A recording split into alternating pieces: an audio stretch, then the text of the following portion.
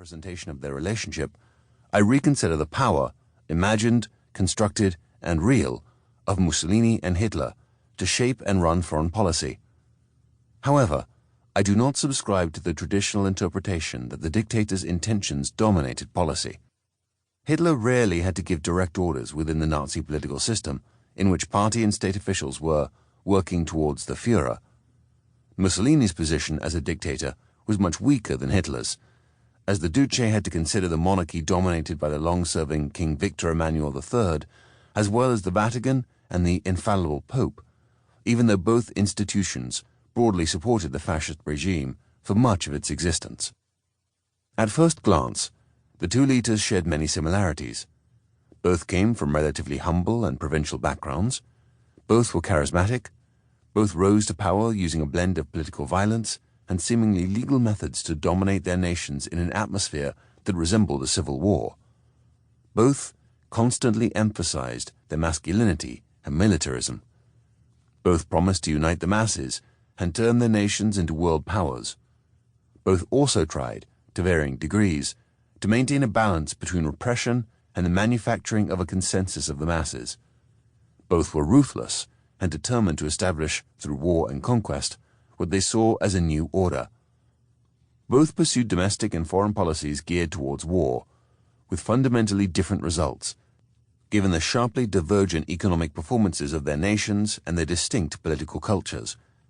And yet, their relationship was not only fraught with tensions, some ideological contradictions and personal rivalry, but also shaped by the very different national contexts in which both men operated.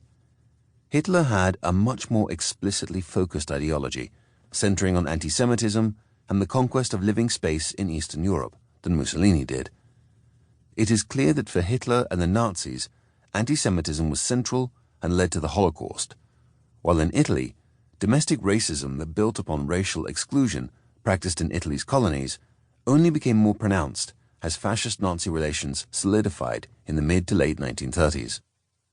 At the same time, theirs was also an unlikely relationship, which disguised the fact that both men were friendless and mistrustful. Mussolini posed as a family man, while Hitler stylized himself as someone completely devoted to the German nation. Both leaders had fought on opposite sides in the Great War, which Germany had lost. Italy, at least officially, had won the war, but there was dissatisfaction about its alleged mutilated victory, Vittoria Mutilata. The Allies agreed to the handover of some, not all, of the territories Italy had been promised when it had entered the war on the Allied side after its exit from the Triple Alliance with Germany and Austria-Hungary. In both Italy and Germany, powerful national stereotypes loomed large against the other nation, amplified by the Italian-German antagonism in the Great War, which prompted many Germans to see Italians as traitors.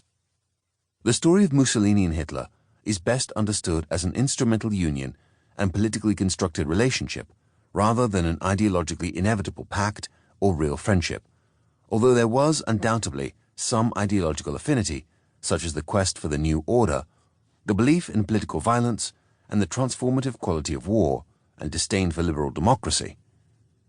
For both leaders and their regimes, the relationship was functional and concerned the enhancement of their own power, an insight that is by no means antithetical to the idea that there were ideological parallels.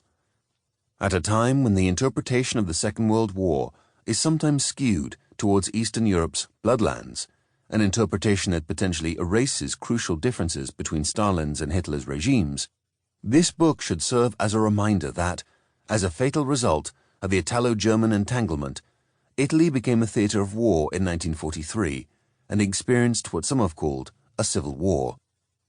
Mussolini's dictatorship was not a comedy show run by a bumbling buffoon. Rather, he and his regime served, in the 1920s and early 1930s, as a strategic model for the rise of Hitler and Nazism, as Wolfgang Scheider had suggested. Italy was at war almost continuously, at least from the 1935 invasion of Ethiopia until the end of the Second World War in 1945, and made full use of a repertory of violence, including extremely brutal warfare in the Balkans and Africa. Another historian has even suggested that fascist practices